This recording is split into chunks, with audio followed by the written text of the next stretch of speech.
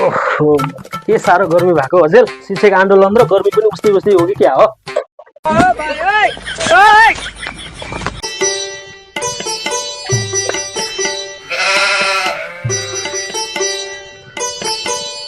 ओहो भाइ तपाईँ भकुएर ठुल्लाइको छोरा होइन र अनि सहर गएको थिएछ नि कहिले आइस त ल आइज भित्र आइज गर्मी छ भएको भित्रै आयो भित्रै आयो ल। के काका म यसो सहरतिर गएको थिएँ अब आजै आएको अहिले आउँदैछु। हुन्छ गर्मी पनि छ यसो अब त्यतै आएर कुरा गरौँ न। धेरै पछि काका भतिज भेट भएको छन् यो पनि यतै राखौँ। ओहो काका आज भोलि के गर्मी है।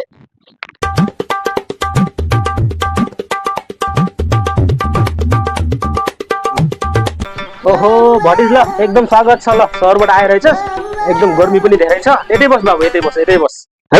अब के गर्ने यार तेरो अन्ती पनि यता छैन होइन बाउसर बसेर गफसफ गरौँ नि त। अब आएछस् खुसी लाग्यो धेरै।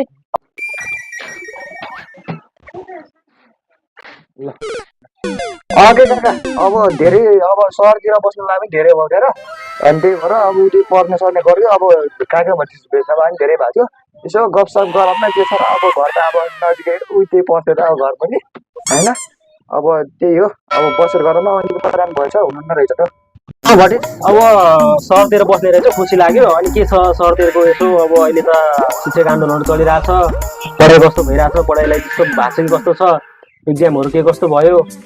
अनि अब यतातिर त अब यस्तै हो तिम्रो अन्त्य छैन अहिले है भने जस्तो यसो पानी छ भने खुवाउन सके होइन होइन त्यसले यसो गफसफ गरौँ धेरै पछि भेट भइयो होइन। अब यसो त्यही सुख दुःख गफ गरौँ न बाउ छोरा होइन अरू के छ र। काका के गर्ने र सहरतिर गइयो अब त्यस्तै भोगेर ऊ बेलामा कोरोनाको पाला थियो। अब कोरोनाले पनि त्यस्तै गर्यो अनि अहिले त्यही हो सहरतिर बस्ने त्यही आन्दोलन भएर गाउँतिर आएको काका। स्कुलहरू पनि बन्द भयो त्यही भएर यसो गाउँतिर अब कामसाम गरौँ भनेर यहाँ गाउँतिर काम सुरु भयो त्यही भएर आइयो काका। अहिले पढाइ चाहिँ कतिमा पुग्यो त अनि कति पढिरहेछौ अहिले। धेरै होइन काका त्यही 10 क्लास पास गर्दै क्या र अब 10 क्लास पनि के पास भनेर इक्जाम दिइएको छ। इक्जाम दिएर अब आएको रिजल्ट पनि आउने कि नै थाहा छैन। अनि भटिजको त अलिक पढाइ चाहिँ पछि परेन र। अब अहिले अब पहिला त मेरो छोरासँग सँगै पढ्ने मान्छे अब छोराको चाहिँ अहिले बिहा दर चाहिँ जोइन भइरहेछ। अब भटिजको पनि यसो 12 पास हुनुपर्ने हो किन पढाइ चाहिँ किन पछि पऱ्यो के कारण हो भटिज। काका अब सँगसँगै हो हुन त अब के गर्ने र। उहाँ अब 1 क्लास बोडी हुनुहुन्थ्यो मभन्दा ऊ बेला पनि अनि 3 वर्ष 4 वर्षपछि कोरोना चल्यो अनि त्यो बेला राम्रोसँग पढ्न पाइनँ। उहाँ त अब अर्को क्लासमा जानु भयो क्या र अनि उहाँको त्यस्तो पास हुने चान्स पनि धेरै भयो। अब मेरो त त्यही भएर ऊ बेलामा ढिलाइतिर थियो काका। अब त्यही बेला ढिलाइतिर पनि कोरोनाले गर्दाखेरि राम्रोसँग पढ्न पाइनँ फेल भइदियो।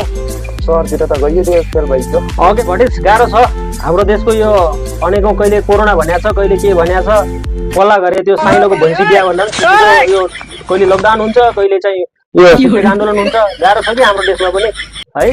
काका अब त्यही हो र अनि 10 क्लासमा अहिले गइयो दौडो क्या। अब इक्जाम त दियो काका अब रिजल्ट त के गर्ने थाहा छैन। अब शिक्षक आन्दोलन भइरहेछ हेर उतातिर अब कहिले के आन्दोलन कहिले राजाको आन्दोलन अब त्यस्तै छ अब होइन काका। अब त्यही भएर अब पछि परियो के गर्ने र पछि परियो। अब चाहिँ यस अब रिजल्ट चाहिँ आउँछ कि नै थाहा छैन। अब यति फेल भयो झन् पछि पर्ने भयो काका।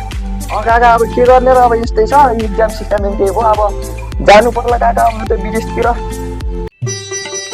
ओहो भटिज यो त अलिक नसाउने कुरा भयो त।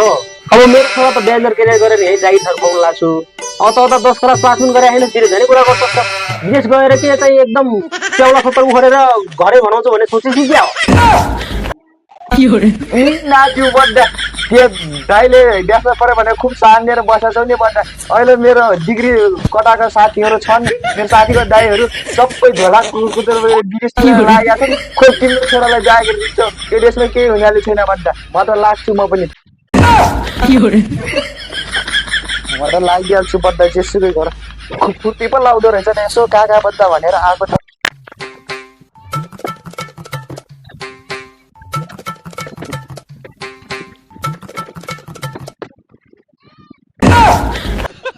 यो देशको युवाहरूलाई त सम्झाउनै सकेन त यसो अब राम्रोसँग केही गर भन्दा त आफ्नो मात्रै जबरजस्ती गर्छन् त। अब हेर्नुहोस् त त्यस्तो मजाले सम्झाएको त्यो दाइको छोरा भटिज उठेर पो गइदियो त अब सकिन्छ त नि। देखा आपने लापरवाही का नतीजा है।